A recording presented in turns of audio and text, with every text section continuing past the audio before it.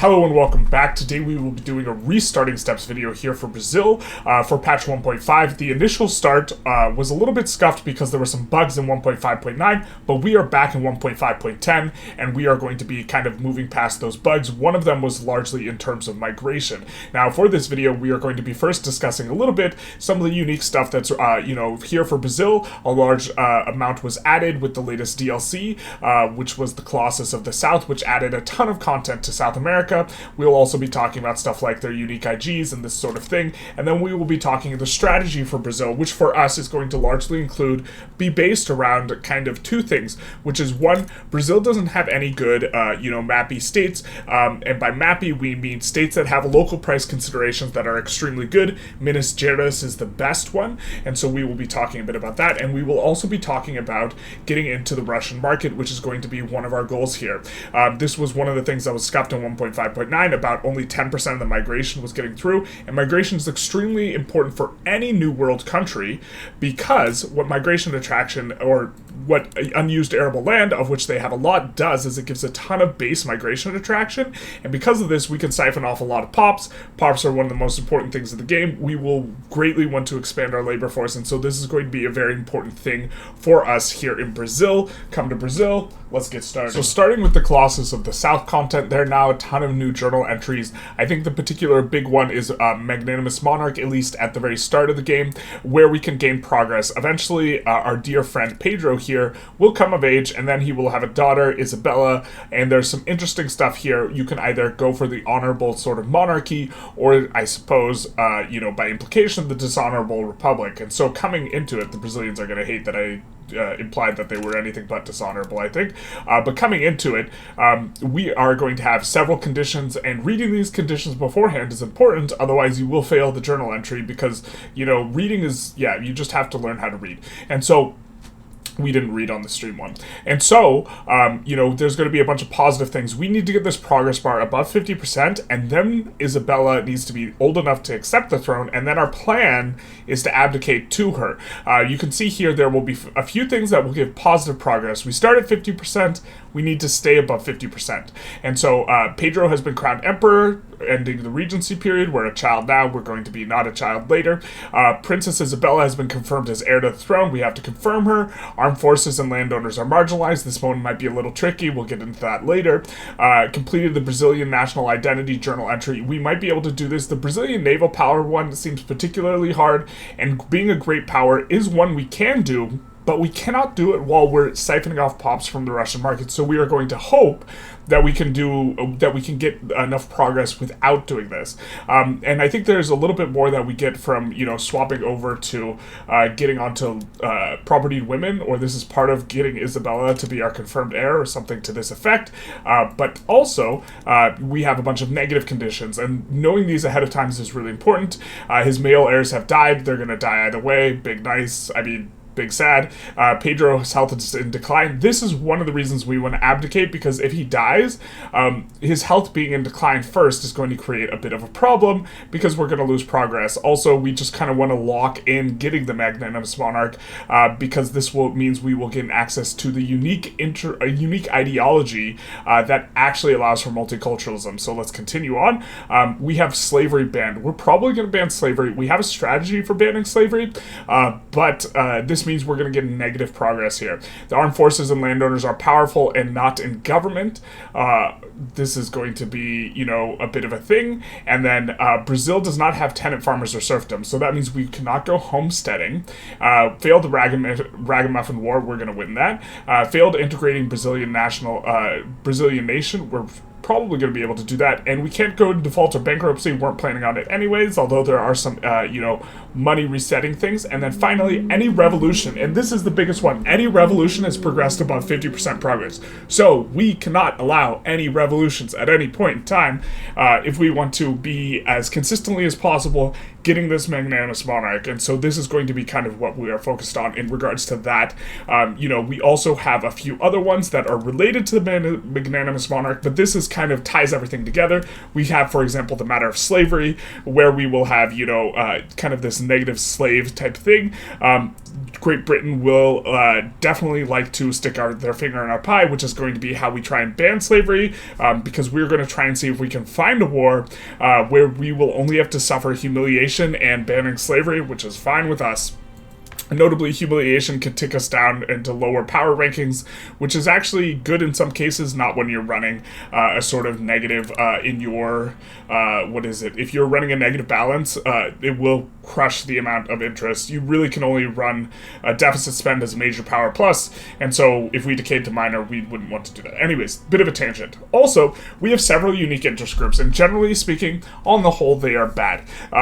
For our Intelligentsia, we lose the migration attraction, which is really the main attraction of the Intelligentsia. So we might go religious, for Brazil. This is much, much more appealing, even though, so here's the problem. Pedro's going to be Intelligentsia and Isabella's going to be Intelligentsia, so maybe we want to lean into them to some extent, but the bonuses are very much so nerfed.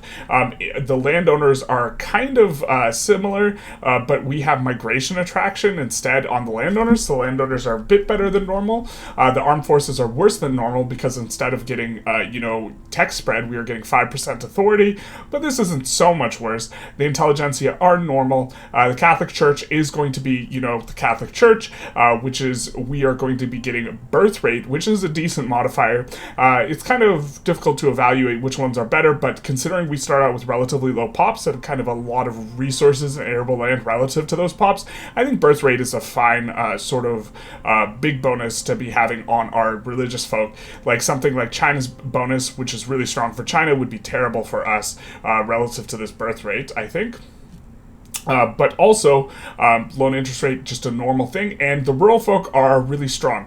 I think that we are trading, if I'm not mistaken, infrastructure for migration attraction. If this gets doubled, if they get powerful, and so this is going to be quite strong for Brazil. And then also, our plantations, we get a little bit of extra juice on the throughput. If I'm not mistaken, it's 10-10 normally, and we get 10-15. And so, or it's 10-10-10 with livestock, so our livestock is worth something to this effect.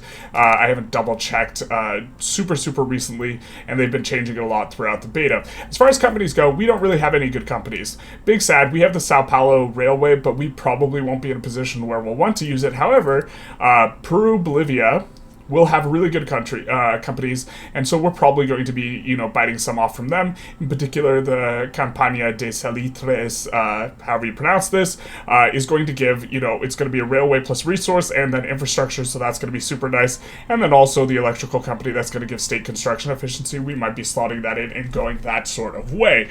Now, Brazil as a land or territory, in terms of how it's unique, is you are going to have a ton of resources, and you are going to have a ton of negative modifiers, in particular Amazon rainforest. However, as of patch 1.5, as long as you have the Colossus of the South DLC, we can actually turn this Amazon rainforest, we can actually get rid of most of the negative state construction efficiency and instead get migration attraction by building them out. And so this is going to be very attractive, and it makes the land a lot better than it was in 1.4, and so this is going to be, super nice for them. There's a ton of wood here in particular, and a lot of rubber. Rubber's very much stronger and more important as a resource in 1.5 as a result of the new tooling workshop, Final PM of mechanized steel tools, which is incredibly efficient but does take rubber, and so this is going to be really important. It doesn't take softwood, and so there's less demand for wood overall, but this is going to be very important, and it's going to make the territories of Brazil very important. And finally, notably, we do not have a single state anymore that has coal and iron, which is not nice, and so we will probably be leaning on going after South Africa for their very nice coal plus iron territories. Now, the first thing you want to do in any run is decide if you want to do any ideology rerolling. If you see here in Brazil, anytime someone has a green background, they're a historical character, they are locked in. This is the ideology every single time you restart you're going to get. And you notice for Brazil, we have all green ideologies. And so this means we can only reroll for exiling. Now, for here, you can see that we have a moderate landowner. This is a very unique start condition, or a very important one to know, is that anytime you exile exile the moderate landowner, right now, when they're moderates, they're spineless. They have no spine, they don't believe in anything goes, and when you exile these guys, they develop an ideology, and it is random. Normally, if I'm not mistaken, you can't roll Republican on a landowner, and so they are completely random, and then what you can do is you can invite them back to government. Now, if we wanted to go Republican, this would be how we would do it. We're not going to do that because we're trying to do the magnanimous monarch, but this is a play pattern that's very important to note. We can roll anything that we can roll normally on any interest group, as long as it's not locked behind technology, but what we can't, and this includes stuff you normally can't roll, like, an abolitionist landowner. We are not going to do this for this run, but I did want to point this out as a strategy. If you wanted to specifically go Republican, you should probably do this, in order to get these guys in government, and then just say, hey, we're going to go for the Republic. What we are going to do is, this guy's not a Republican, or, yeah, he's not a Republican, he is a Democrat. The truth hurts. And he will, like this census voting, the different voting stuff, and to be fair, we can also, use this to try and pass some of these stuff earlier too. But, coming back in, what we can do is we can invite the guy we exiled, this dear Republican, and then we can promote him to government, and then he gets in charge, he's granted leadership, and now he's in charge, and we can just get rid of the monarchy that easy by doing it that way. This is kind of a useful strategy to note. We don't have anything specifically we want to roll, though. If we were going to roll anything, we would want to roll a market liberal. You actually cannot roll a market liberal until you research the most important technology to research, which is stock exchange, which is going to be what we start, but what we are going to do first is we are going to restart a fresh run because we don't want to use our exile and promote cooldowns. For this, we were just doing it to illustrate the point of, if you wanted to do something a little bit spicy with Brazil, exiling the landowner to roll a random ideology is going to be something that's useful. You could try and roll for like a theocrat if you wanted to become a theocracy at game start, or something to this effect, which would be a little bit interesting and is just important to note. So as mentioned, for our first tech, we will research stock exchange, which most importantly gives plus 10% market access price impact. It also would let us roll a market liberal, which would be something we are going to want, but we're going to get that through corn laws, and so we're going to do this. After this, we will be going for atmospheric engine, but we will not finish it with active research until after. We will just research up 70-80%, somewhere in that realm, and until we finish lathe, maybe swap to mechanical tools. The reason for this is you will receive a penalty for every tech that is a tier up, or a tier down rather. So these tier 2 techs, for every tier 1 tech that's not researched, you get a penalty. We don't want to research through the penalty, but we want to make sure that all of our research is going in atmospheric engine, and if we just research lathe first, what would happen is we would get a natural spread, but that natural spread would not necessarily apply to atmospheric engine. And so in doing this, letting our natural spread go all the way on lathe, we are effectively controlling our natural spread and guaranteeing it on atmospheric engine. We're going to finish lathe first. We're not going to research atmospheric engine ahead of time, but we are going instead kind of guaranteeing our progress moves towards the atmospheric engine, which is a very, very key technology here. Now, there is something we can do, even though we don't want to particularly force this guy to be a Democrat. We wouldn't mind making it easier for us to get Democrats. We want to slot them in to government and keep them in government as part of, the journal entry for the magnanimous monarch, which is going to require that if they are powerful, they have to be in government. And so we're going to do this. However, when they're not in government, they are also powerful, they have an increased weight to roll the Democrat ideology. So while we're not going to force this immediately, by kind of having a general that is going to have this, if the general has if the general is popular, if they have popularity above 0, they are going to be put into government when the IG leader dies. And so this is kind of pre-loading an IG leader of a Democrat, or making it more likely. And if we slot the landowners into government right now, then this guy, it will be less likely that we roll Democrats. And so we will just take a look, and we'll try and roll as many Democrats as we can here for the landowners specifically. And we're just going to take a look around, and it's going to be preferable if they have positive popularity. We're just going to roll 3 into each of our kind of generalships and not look to get any additional guys. This guy will put on adamant defense because he's good at it. And see here, now we have 3 of these guys. We don't really want the protectionist. We don't want the jingoist just yet. We don't want the slaver. And so we're going to stop re-rolling on the generals and just try and get ourselves some Democrats in here. Now, we could, of course, re-roll in order to make sure that we get, you know, Democrats with positive popularity or a lot of Democrats, but we're not going to do this. But this is going to be another thing that we could do. In particular, we do want to make sure that we avoid having anyone we want to avoid having Rev.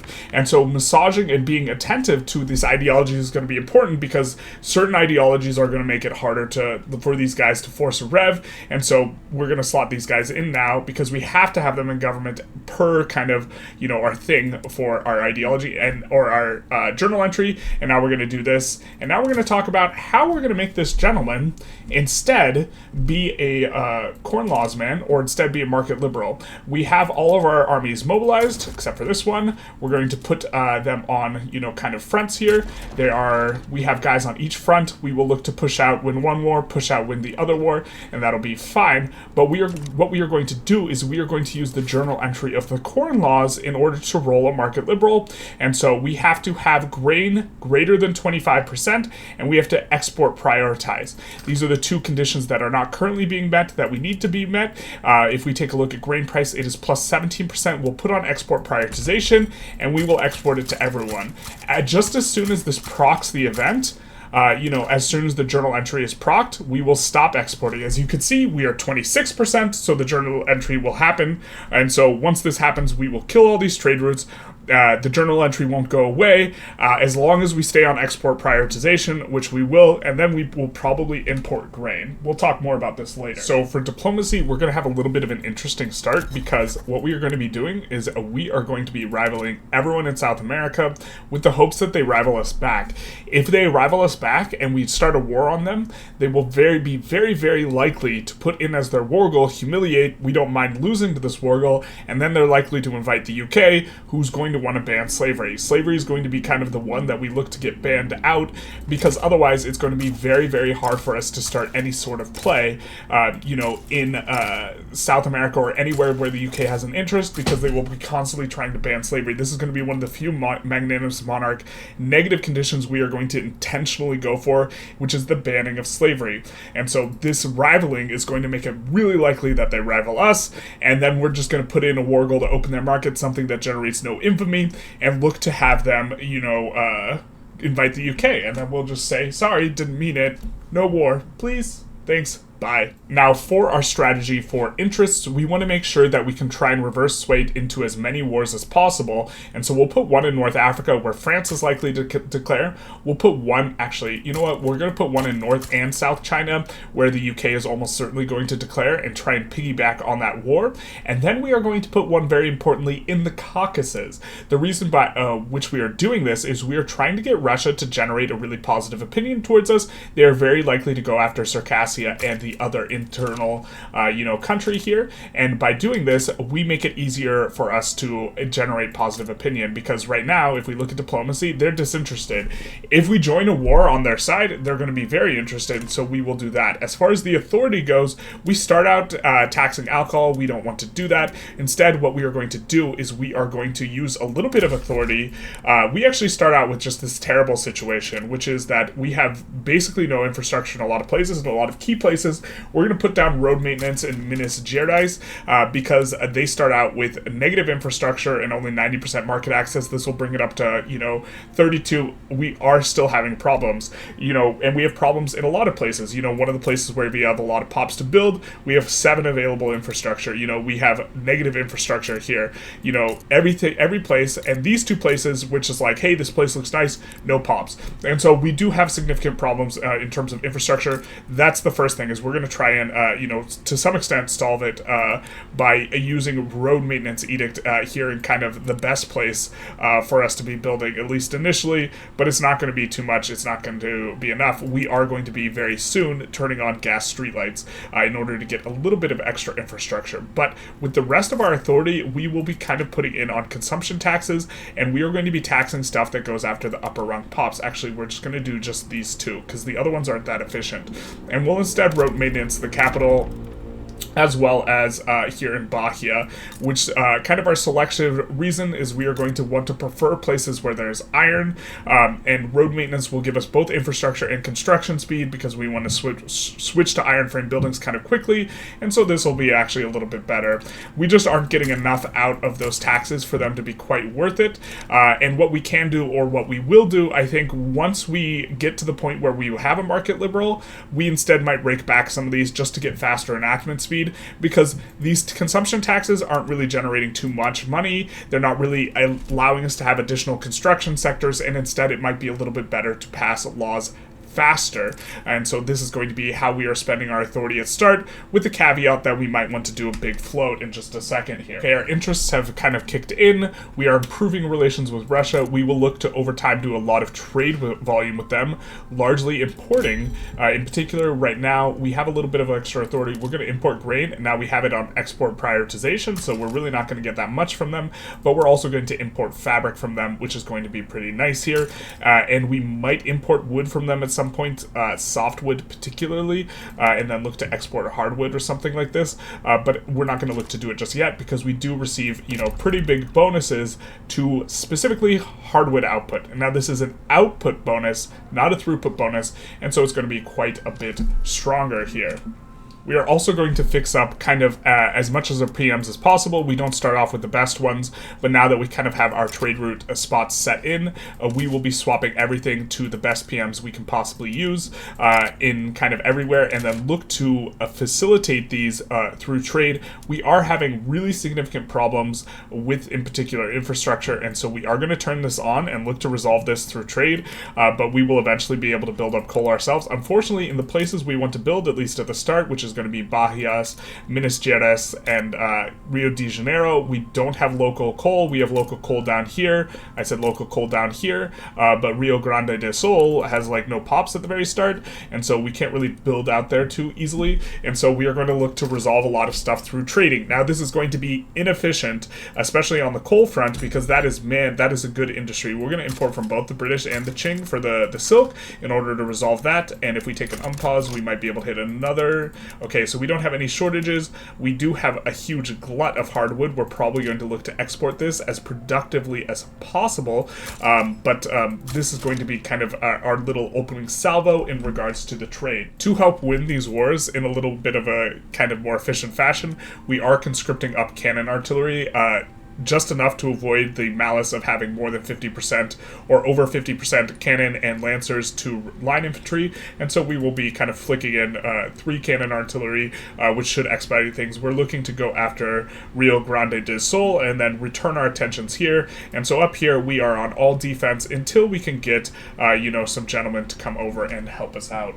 We were having a little bit of difficulty pushing down here, and so what we did is we simply sat on defense for a little while, made sure our morale completely recovered, and then started pushing again. Now here's the thing. In 1.5.9, the AI was very, very willing to, accept help in exchange for stuff. Here, in 1.5.10, they have made adjustments, and we see there's no offer that Great Britain would support or accept. We could just join on the same side as play as them. If we wanted to make it so we wouldn't have to deal with Great Britain as much, we could join on the same side as play as them, get them out of being cautious, and we might do this anyways, which will be pretty nice. But this is going to maybe be the end of like a ton of free stuff from Suez, because people are going to be harder to Suez. Interesting though that Qing, despite being in a really, why they're confident. They're confident, I guess. They like it. They're in it. relative strength of mobilization, maybe this is not accurate because 150 of these could probably take 500 of these, but you know, this is how it shook out. So, okay, we will also make sure we import this because we were not initially, and we will prefer to import stuff from Russia if possible. It is not possible because we're trying to increase trade volume from them, so we will import from the Americans instead. Also notable, not all of our guys start out as line infantry, so you want to make sure you upgrade all of them in order to get them all to being line infantry instead of having some irregulars. And we get the event we were waiting for, which was a modern conservative. This is the event that you use in order to get the landowners to support what you want. If we come and take a look here and we look at the landowners, I'm not sure if it's in stratocratic or pro-slavery or paternalistic. Let's find where it is, but we will be... let's actually just kind of come into the law system where we can show that they really do not like the idea of laissez-faire. They hate it. This would get -10 opposition. They also don't like free trade in particular. They're like, no thanks. However, if they were the market liberal ideology, if the leader was market liberal, this overrides the underlying, you know, beliefs of the IG. And so what we will do is we will click an inspiration for our age, and a character will appear in Brazil, and they will appear in our little agitator slot. Once we do this, we can get rid of, you know, kind of our export focus on grain, and instead we will want to switch to an import focus. We will also, everything we're importing, we will switch to an import focus. Tariffs aren't very good, and so instead we will look to just kind of get the prices as cheap as possible. We will do that off screen. However, coming back to this guy, he's now market liberal, which supports laissez-faire and supports free trade. And so what we will be doing with this gentleman here, what we will be doing with him is we will be promoting him, granting him leadership. And now, coming in, we will just, you know, this guy, he supports it. He supports the stuff. He likes the things. We will go laissez-faire with this gentleman, and we will be getting a very easy laissez-faire, and he will be gaining a ton of approval on the back of this as well. And so this will be very, very, very nice for us because laissez-faire is good. Now, remember what we said earlier, how a lot of this authority is not very useful. And so what we will be doing is we will be keeping the road maintenance, but we're just going to get rid of the taxes. They're really not generating us too much money right now. And with this additional float, we will gain a little bit of extra enactment time, which will be nice. We still have a really positive balance, even though we've been doing nothing but building construction centers. Shout out to construction. And so we can do this right now. We are also spreading them out a little bit. We are kind of sorting by infrastructure and peasants.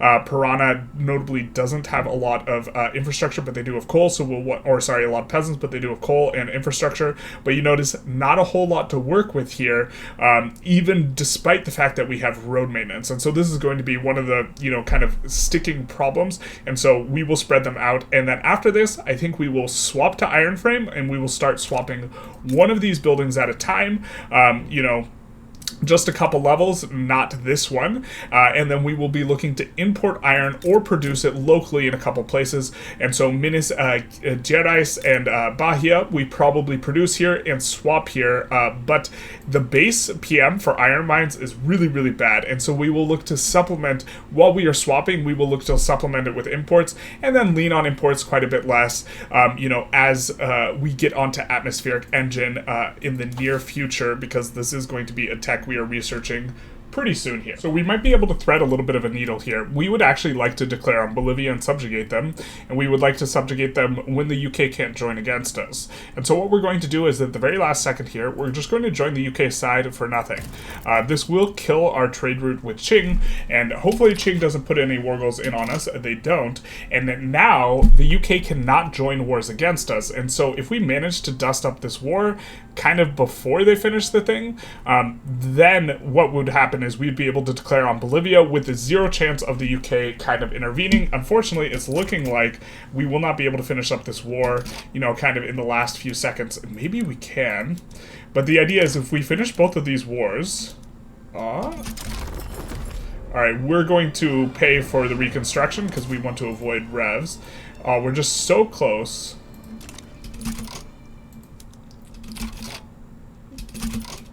Monday? Damn. We're just like one tick off here of being able to kind of enforce fast enough. Ideally, what we would want to do is get a 0% chance of the UK joining against us. So, for example, here, we cannot start a war because the UK is, you know, we're in the middle of a play. We can't start a war, but we can just capitulate for nothing and then go after one of these guys. But this is a bit unfortunate because we do want to subjugate Peru, Bolivia immediately. That way we will get one free autonomy reduced, or one autonomy reduced that doesn't account for the population that is in Peru before they form Peru, Bolivia. So this is unfortunate, but we are likely to just, we can just capitulate out of here and then look around for exactly what war we want, because we want to declare on a rival. So we see that our armies actually have kind of gotten wrecked by the entire war that we just fought. And so what we're going to be doing, instead of declaring a war that's maybe a little bit risky, we're going to go after Gaza. And the main point is being able to get into the internal a place of Transvaal, who already discovered the gold fields, which is super, super nice.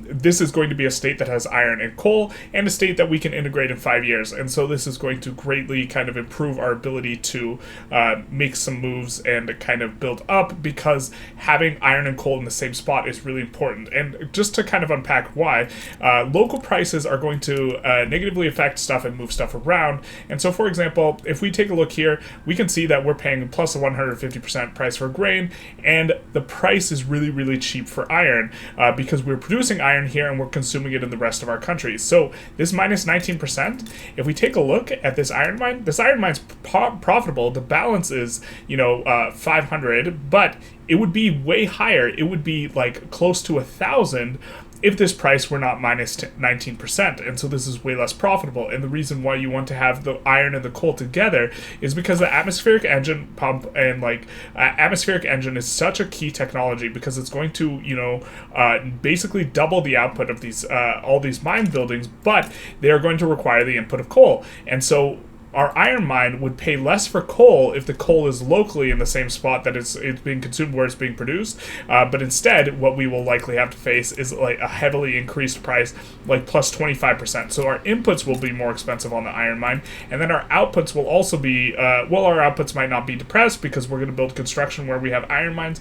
But this is going to be, pretty important. And to some extent, this negative price thing, this is going to improve it. The researching of stock exchange. So it won't be minus 19%. It'll be something like minus 10%. The building balance will come up to 750, but we don't have any provinces with both iron and coal in them in Brazil, in all of Brazil. And these are the best places to build up early, because very early you care about having a lot of iron in a place. Iron takes in the coal, and then you will switch to steel tools, which are going to consume both iron and coal, and you want the tools to be produced where the iron's produced. And so all of these things together, and the wood, it makes it so that you want to build in this way. Now, we did get some new territories that are building some stuff that's kind of a little bit nonsense, and so what we will be doing is we will be kicking these to the back of the queue. Actually, we'll just cancel the livestock. But after we kind of put in a little bit more construction action, because our iron mines are not very good right now, what we will be focusing on instead is logging camps, in particular in areas where we are going to have some construction, and this will be nice for us.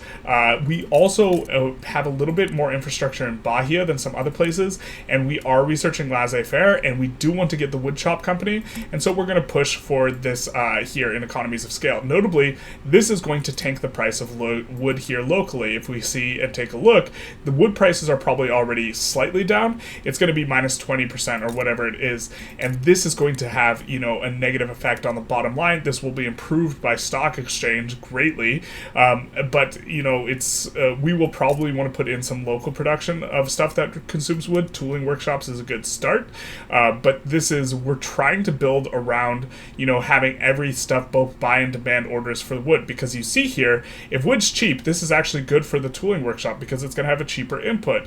And also the tools output, if this makes tools super cheap, right, then it's going to positively affect the wood. And so these feedback loops are important, and it is unfortunate. Brazil used to have, I believe it was in Sao Paulo, they used to have a place with both iron and coal, and now they don't. There are a couple places in South America. Here has it, also up here, but that's kind of it, and so that's why we're going to be making kind of an ingress into Gaza.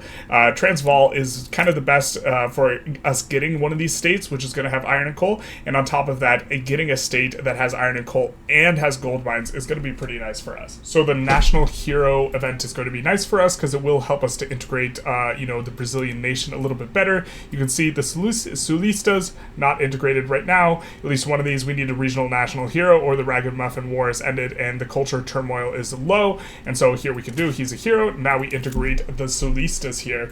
Also, we might pick up the bad ending on the matter of slavery, but I believe, if I'm not mistaken, it's not one of the negative conditions here. And so we don't get it for failing the, called? We don't get negative progress on Magnanimous Monarch for failing this entry. And so while we're going to get kind of the negative, modifier, very likely at this point, once we get rid of slavery, it will go away. The rural folk gain pro-slavery, the truth hurts. And so I wonder if they maintain that forever. That would actually be kind of annoying. I think that this goes away after a while once you ban slavery anyways. It does on the landowners, and so this is not going to be too big a problem for us, and that will integrate pops and improve performance. Big oof. Peculiar institution, we are going to be extra slavery for some time, although the plus slave imports does kind of help solve our labor problem, at least to some extent. This kind of kills our relations, unfortunately, with all the GPs, which is really not ideal because we've been trying to improve relations with Russia this entire time. When we were taking a look at wars, if the UK would join, it looks like the UK, being busy in their own war, is not too willing to join against us, and so without the UK being willing to join against us in any of these wars against our rivals, there wasn't really a super good way for us to ban slavery immediately, unless we did the exile trick to get an abolitionist landowner at game start, which we decided not to do. So we get laissez-faire. Notably, this war was a little hard to get the landing on. We did conscript up some cavalry, and we will use this kind of as our landing force, leaning on the conscripts until we can kind of recruit out a professional army, which is not going to be quite yet, but we are going to now be able to slot in a company, and very, very nicely, we can slot in a gold company. Now, it's not productive, but once we get the throughput, the productivity might hit, and this is going to be quite nice. We do start off with some gold, in here. We might swap over to a wood kind of building soon, but starting out with this gold, we can do this, and the prosperity bonus on here is quite nice, giving us extra minting, but also we're planning on getting a lot of gold where we're going anyways, and so this will kind of be able to support a bigger economy. Speaking of economy, we are kind of swapping to iron frame buildings. We're producing very, very little iron, instead leaning on imports, at least until we can get the Atmo engine. And it looks like Lathe is going to finish, well before we get atmospheric engine. And so, all of this progress, if we were instead researching Lathe ourselves, instead all the progress that we've gotten on atmospheric engine would have just rolled into kind of a random natural spread, which we don't have a way of guaranteeing its atmospheric engine, which is why we're doing atmospheric engine here ahead of time. We're just not going to suffer the malice, and so this is the idea. And now we can also, since we finished stock exchange, we can also go and swap to free trade, which is going to be exactly what we want to do here, and keep the landowners super nice and happy. It will be really unlucky, but if this guy dies, they might become revolutionary, and so this is kind of a variance thing. If they become revolutionary, then that kind of disaffects the Magnanimous Monarch, because even if they don't force a rev, they will get a progress bar above 50%, and so we're just hoping we kind of get a little bit lucky in this regard. So we have successfully integrated the Amazonics because the devastation is reduced below 5, and so we will take one step forward in integrating them, which will turn them, of course, it will turn every Amazonic pop globally will become Brazilian, which is big nice for us because better performance in game. Also, more accepted populations is going to be good for a variety of reasons. So we get a bit of bad luck because our market liberal boyo, he's dead. Big sad, and so we are going to be doing some shenanigans here to kind of rectify this. Unfortunately, the Democrat here, he's not popular, so if we exile, this is, by the way, the only landowner we have in either the Navy or the Army, and so if we exile this gentleman, if we exile this jingoist here, now what will happen is it will roll a random ideology, and so we want to make sure that it definitely rolls Democratic, or to be fair, we have no colonial affairs, Jingoist is not terrible, and maybe we actually just go with the Jingoist for now. Jingoist is pretty good. The reason for Democrat is we want to eventually eat away at the clout of the landowners, and going something like census suffrage or universal suffrage might be a good means to do that. But, you know, in terms of how lucky we could have gotten, the luckiest would have been rolling another market liberal, but Jingoist isn't terrible. But we do have to switch up our, we have to adjust here, because we can't go into free trade off the back of this guy, and instead this guy's unhappy. We're going to make him big happy, big nice. Also, we do have to be worried a little bit about the rural folk becoming upset, but it is what it is. And instead, what we are going to do is we are going to go, I think, colonial resettlement. So, you know, colonial exploitation, you can make a pretty strong argument that the colonial exploitation is better. There is going to be more effects in terms of you are going to be getting a lot more throughput in plantations and mines. But, and I think that this in particular is really good considering how rubber's way stronger. However, with colonial resettlement plus 50% migration attraction, since our plan is to get inside Russia's customs union, this will allow us to siphon off pops a little bit better. If you are in your own customs union, this can be annoying because it can siphon off pops from your homelands. However, if they're siphoning off from Russian homelands, this will be kind of nice for us, and it doesn't make the rural folk quite as mad, although they're already livid anyways, and so it's not going to matter what happens because they're just you know, very upset. But this is going to prevent the landowners from being too upset, which of course is what we want, and we will also be able to pass this quite quickly. Bit of an unlucky thing. Very often, you know, the corn laws market liberal does die pretty quickly, but this is why we tried to front load. And notably, if we could have set it up re-rolling at the game start to make sure that we had a Democrat with positive popularity, so that when this happened, we could go on to something like census or universal suffrage. This would have been a fair approach, and one you could have taken at the very start of the game, you know, to guarantee that instead of, you know, just running with this jingoist, we would just slot him out of government and exile him, and then the guy who would come in would be the Democrat that we had prepped. So unfortunately, we can't subjugate Peru, Bolivia right now, because we're actually both minor powers. Big sad, but what we can do, this is also severely impeding our ability to keep interest declared. We do want to keep one in the Caucasus so that maybe we can try and get a trade agreement with Russia. We have a native one now in Southern Africa, and so we maybe want to start, you know, acquiring native interests in other areas. But also, notably, in order for us to be able to ask to join Russia's market, we cannot go after Peru, Bolivia immediately. This is something probably should have emphasized earlier. I always forget about this one because you can technically, mechanically, you can join someone's market if you have any subjects, but you are not allowed to join someone's market by hand if you have any subjects. You cannot click the Join Customs Union button, and we want to make sure that we have this button available with Russia, so we cannot subjugate Peru, Bolivia just yet, even if we were a major power. And so instead, we will be kind of executing the plan, Order 66, and going for Transvaal here, which is notably going to have these gold mines, which is going to give us a good amount of minting. 3k minting, which is going to be super nice. We're still kind of adding a few construction sectors that are not iron frame. The main idea being we don't really produce iron that well right now, but we're getting there on the atmospheric engine, and instead we will just kind of come after them. And we already have the gold companies, so this will you know, synergize nicely with what we're already doing. We're notably trying to stay under 25 infamy.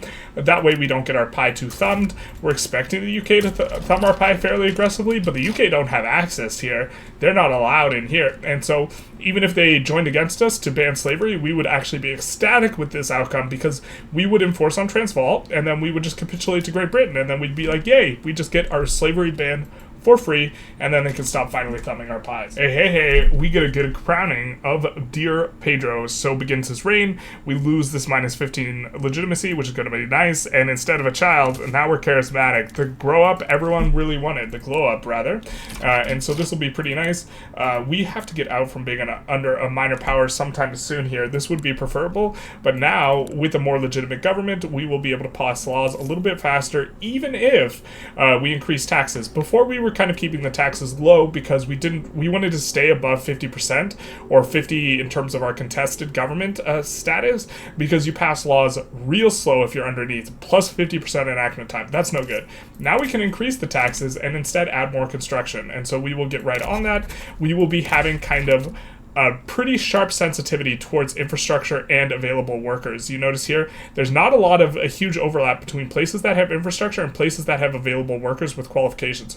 We're going to add one here. We're going to add one here. We're going to double check that these are wooden buildings because we do not currently really produce very much iron. And then we will be adding kind of a little bit of a smattering here and there.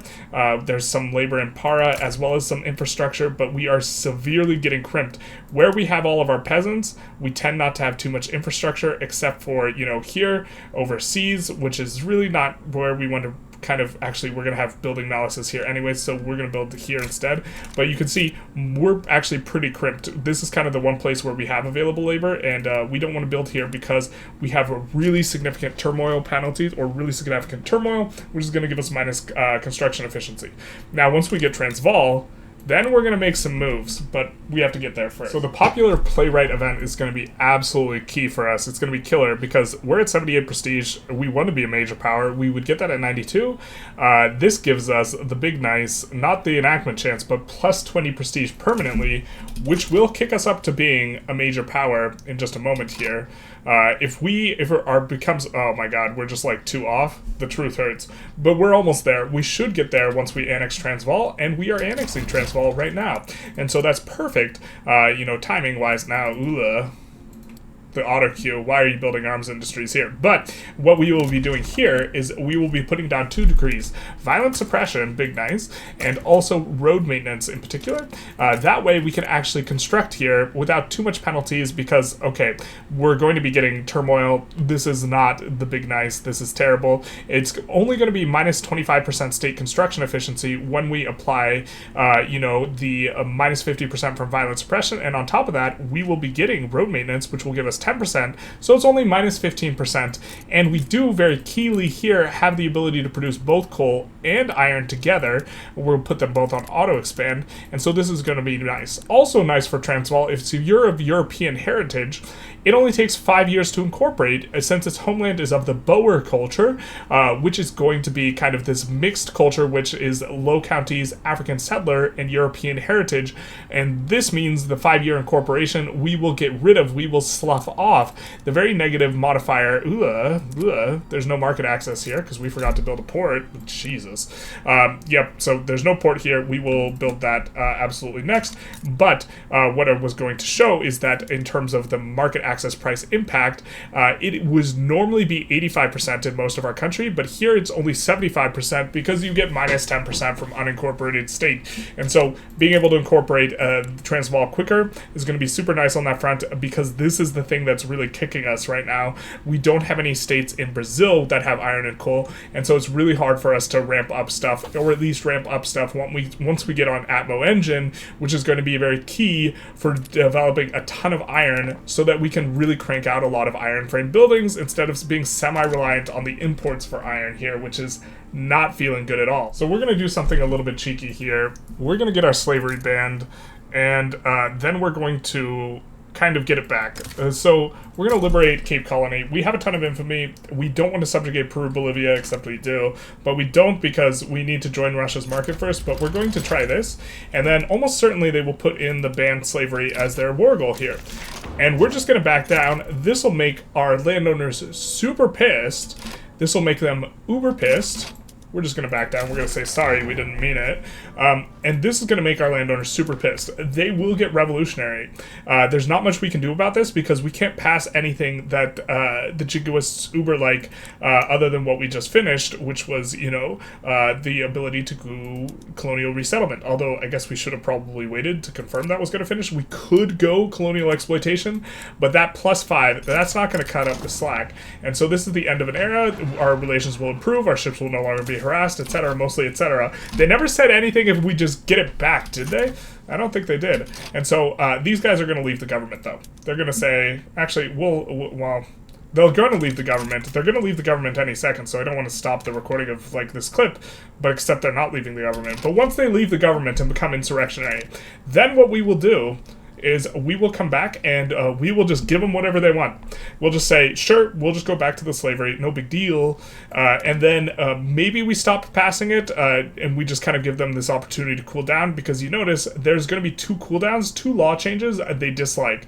They dislike the change to laissez-faire and they dislike the change to slavery. And so both of these will be decaying simultaneously. And so just as long as we don't get a rev above 50%, we should be in good shape. So we get another integration, this time on the no destinos, hopefully I pronounced that correct, which leaves just the palistas, which is going to require we do the Wah River of Coffee journal entry, which is extremely difficult to finish, it seems, at least when we last took a look at it. So we're going to hope that we just get a national hero, and that'll be nice. Would you look at that? Russia starts a play in the Caucasus, and not only do they start one, we could sway into it. Notably, if we couldn't sway into it, we would just join them anyways, but we're going to offer support, diplomatic pacts, hey, trade agreement, perfection. This is what we're kind of hoping for. This is going to give us, much more positive relations with them. The trade agreement is going to be spectacular, and hopefully we get a little bit closer to joining the customs union. This is really close. Could we join if we owe an obligation? No, not just quite yet. But maybe once we're at war with them, or war for them, they will allow us in. They'll open up their hearts to us. We'll mobilize a guy, send a guy to a front. Really just a token effort. Russia should be fine just by themselves. But this is going to be spectacular for us once this war kicks off, because once we join Russia's market, maybe we can slip in the puppeting Bolivia before all this happens, and UK unlikely to join against us because we have the landowners of Gov, or not because we have the landowners of Gov, because we magnanimously banned slavery, except for we're planning on getting it back. These guys haven't decided to leave yet, though. Not sure what that's about. They haven't left. They're the biggest. Is it because they have the biggest IG and Gov? If they're not going to leave, then they're probably going to coup, but either way, we will just give in to whatever they want if they leave, rather than suffer above 50% because of the Magnanimous Monarch journal entry. So we finish up atmospheric engine pump here, which is going to be great. We will turn it on everywhere. We will just continue with these. We will end up importing more coal and building a little bit more coal. We do have some coal down here. We're going to kick some of this to the front of the queue to kind of help that out, but we already have imports set up, so it's not too big a deal. And then we'll come on mechanical tools and then onto railways. Really, kind of the main problem we have is infrastructure, or this is one of the bigger problems. This is why we're not just building up with Minas Gerais, which is going to be the best, place that we have in terms of mapping, like, here in Brazil, kind of mainland Brazil. But as you can see, we're struggling already, and this is why we're not adding too much or adding much at all here. We would really love to have more tooling workshops, higher logging camps, this type of stuff, but unfortunately we can't do it. We can't swing it just yet, yeah, we still haven't managed to get inside the Russian customs union. We're trying. We do have a positive, ticking relation, both from improved relations and the trade agreement now, which is going to make this a whole lot easier. And I just wanted to emphasize that this is off the back of us having an interest in the Caucasus the entire time. We were waiting for this opportunity. We prepped this opportunity. This is kind of a play pattern that makes it much easier to get into Russia's market, especially if we just kind of get that trade agreement for free. It's quite a bit of progression in the right direction. And again, we want to be able to, we'll probably end up going for Aranya here pretty soon. We want to only conquer territories until we join Russia's market, then we can subjugate. We're really hoping to hit it on Peru, Bolivia before 10 years into the game, which I think is when they confederate, and then at that point it's effectively more infamy, because if you subjugate Bolivia and then they integrate the rest of these guys, you get effectively the guys who are integrated free of charge as subjects. So we decided not to pass any laws here. Maybe it's a result of us not actively passing something that the landowners are not popping out of government, but they're just calming down. We could notably pass land-based taxation or move towards this. The problem is it's going to radicalize the rural folk, and the rural folk might have a rev that is over 50% power, and we don't want this, but this would allow us to kind of get their approval to just -10, and also this would be a useful thing anyways because we want to go for proportional. We'll be kind of keeping an eye on this, and maybe if it looks worth it, we'll take a look at it. Like if the rural folk are going to be pissed anyways or this type of thing, maybe this is going to be a slightly better approach. or we'll just kind of evaluate it as we go along here. But this is an interesting one where you can kind of get some landowner approval back while you're trying to massage it, while you're trying to not give this 50% rev specifically, and getting on to proportional taxation. We're still waiting for our, our male heir to die, and then, our female heir to be of age, so that we can eventually we could grant him command, big nice, so that eventually, did they just, does Pedro just not have the option to step down? Pedro never steps down. Or maybe the option only appears once we have an heir, and this was probably it. We're going to try to step down to Isabella at some point. Yeah, this is an interesting play pattern where, this is maybe a timely time to go back to land-based taxation. So finally, we've gotten there. Russia is willing to accept us into their market. Now, we could wait and try and, boost the relations score a little bit and get in there without owing them an obligation. However, if this attitude changes, and part of this attitude is being influenced by the fact that we've joined yet another war on their side in, the Caucasus here. If this changes, we might not be able to do this, and so we will just choose owe you an obligation. Notably, if we subjugate anyone, we won't be able to reduce their autonomy for as long as we owe Russia an obligation, since technically our subjects count as Russia's subjects, and we can't declare war on someone with whom we have an obligation, and so it won't let us do this.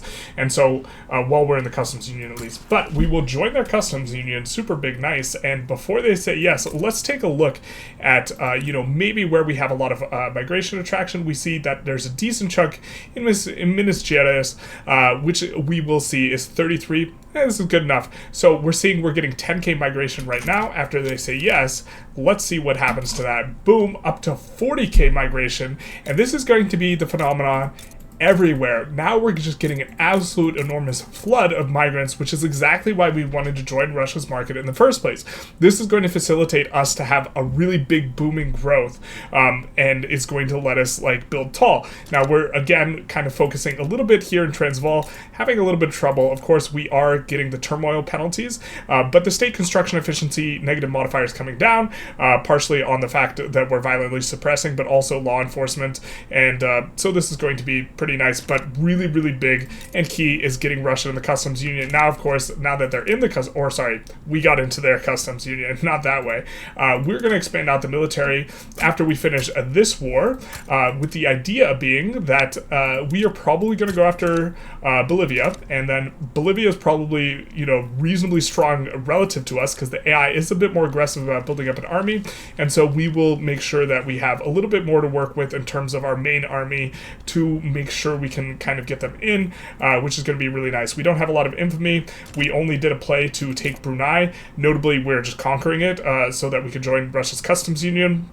And this is a really key spot because, it has decent resources, but it also has gold, which hasn't appeared yet. And also, Lanfang starts in Qing's market, and so this will let us do free overland trade with Great Qing. Now, this is going to become irrelevant because we're in Russia's market, and Russia is adjacent, but it was nice for, the reason, or is nice for a lot of runs, for the reason of being able to trade with Great Qing and this sort of thing. Now, the duel is an interesting event. It will kill one of these guys. We are kind of indifferent, but we do want to be careful, at least playing in this magnanimous monarch kind of consideration, because we have been very, very sensitive to IGs, because we can't afford a rev. This is why we're not passing any laws, because as soon as we try and pass a law, the rural folk will probably create a movement, and they're probably strong enough to get that movement over 50%, and so we'll have to give them whatever we want, which is kind of why we've pumped the brakes on laws a little bit here. But we don't care which between the two of these guys. These guys are just generals. We do see that one is a land reformer. Kind of okay, except we can't go on to homesteading right now because we need to keep, tenant farmers for magnanimous monarch, and then this guy we don't care, so we'll just say let them eat cake, and they will eat cake. Now, this is not very legitimate, and it was much more legitimate when we reformed the government, and so what we will do is I don't know why it's swapped into being not so legitimate, we will put in the industrialists in power, I think, which is going to be nice. We have to keep the landowners in power as long as they're powerful, we have to keep them in gov as long as they're powerful, and so this is going to be a bit of a thing, and we can reduce taxes a little bit here, just to kick us above 50, in terms of our contested government. We will look to wind taxes back up a little bit, and I think now we also are going after Peru, Bolivia, of course, here. But I think now we can maybe support going on to all iron frame. No, not just quite yet. Hopefully we can get there kind of in the near future. We do have 3 kind of companies we have now in terms of our military. We have one for our land pushing, which is going to be half and half between infantry and artillery. We have one that's just for landing. We will be looking to land these guys behind. We have this defensive army here, defense only. All of them are on defense, and we did swap this general over from a different thing so he can sit on adamant defense, and they can borrow troops and just be a little bit more sticky on defense. And this is just the African contingent. We didn't want to fire off the pops because firing pops is a good way to force, a political insurrection, this type of thing, or not political, but like was it national insurrection from these guys, or a separatist movement. And so we just didn't fire them, and we just we could use a little bit of extra juice troops anyways, especially because there's a lot of pops over here. And so these guys will be helping out, and hopefully we get kind of a relatively easy war with Peru, Bolivia. We did make sure we had more troops. Some of these troops don't have full units, but it should be fine. No one's thumbing our pie. We could have maybe put in some more war reps, but this is also fine. They're uncertain. Maybe they back down. Unlikely, but we should be getting to them before they form Peru, Bolivia, which is, of course, the big nine. This is spectacular for us. We get a new national hero fighting in Bolivia, who is going to be, however his name's pronounced, but he's going to be a hero for the Palista people, which are the only people that we're going to have a hard time integrating because we have to do river coffee, but that's difficult. And now we get to integrate, and it's going to be idolized. Every Paulista pop becomes Brazilian, and now we should have a full integration because they're all Brazilian. They're Brazilian, Brazilian, Brazilian, Brazilian. We have a Brazilians, and will this not finish? Oh, we have to research nationalism, but then we will get assimilation and migration attraction. Okay, speaking of migration attraction, hello there. Welcome to, Brazil. Come to Brazil, dear Russians. We don't have a lot of them yet, but the Circassians, those I think are coming from Russia. I don't think there's a native, a lot of Circassians here normally, and so here you can kind of see they're starting to flood in already, which if we take a look, you can see how this, this graph suddenly upticks quite a bit. This is when we joined Russia's market. We went from flat to growing, and it's going to grow. Once these guys are here, they're going to convert to our cultures and stuff, but they're also going to grow on their own. They're going to generate their own pop growth, and so it will be exponential. So getting it in early is very, very important. And we will be landing kind of the other side here. Looks like it might be a little bit of a struggle on this front, actually. But hopefully once we get the land again, it'll be enough to dice them up. If not, we will just put up more and more conscripts until this war is winnable. But it looks pretty winnable from here, and our, landing gets in, big nice. We will make sure that they actually have, a few, they do have pushers. They're all on rapid advance as well, if I'm not mistaken. And so they should push pretty quick into the strategic objective here. And you can see that they're raking back the strategic objective, and so this is maybe not so nice, but we're getting in there. Okay, so we will be microing this war, of course, but it does look like we are making progress here pretty handedly and pretty easily. And so we finally get them as a protectorate, so this is really, truly kind of a nice start. We do, unfortunately, the big reason why the rural folk are mad at us is because we didn't manage to, get, they have the slavery ideology now. We didn't manage to get off of slavery as quickly as possible, so I think an improvement could be made to do the trick of declaring on Cape Colony quite a bit earlier in order to get slavery banned, this sort of thing. But we do have to make sure we do it in such a way that the landowners don't get too upset, except they were livid and they didn't start a movement. I think it's because we weren't passing any laws, and so this is fine, and now they're not very upset. The rural folk is still really upset, so we can't pass anything the rural folk don't like, but as long as the rural folk, actually, I think even if they don't like it, I think they still become insurrectionary, so we'll wait for the rural folk to decay.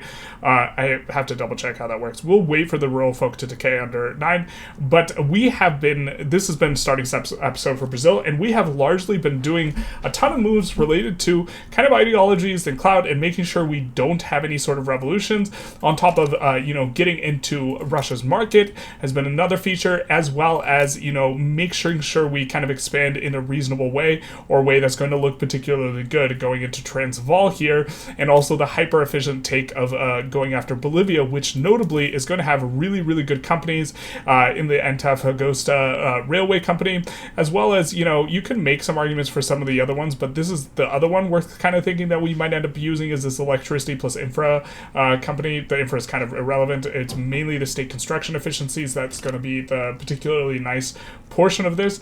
But I hope you enjoyed this episode. Oh, also, we've been playing hyper around Magnanimous Monarch. Now we have 60% progress, and so we just have to keep trying to gain these positive ones and avoid the negative ones, and hope that we can abdicate. Dear Pedro, big nice beard. Hope we can abdicate to Isabella when we have a chance, instead of keeping this entry open for a long time, because it is crimping some of the things that we want to do, and so we can't do any of these things.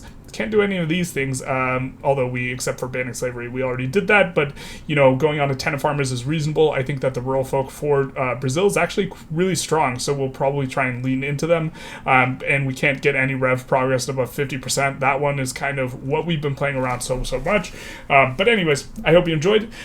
We might do a little bit of a poll here, whether or not we want to continue this on either on stream or continue it in a videos like this, but anyways, like, comment, subscribe. Probably already said that, getting redundant, and have a good day. Didn't say that one yet.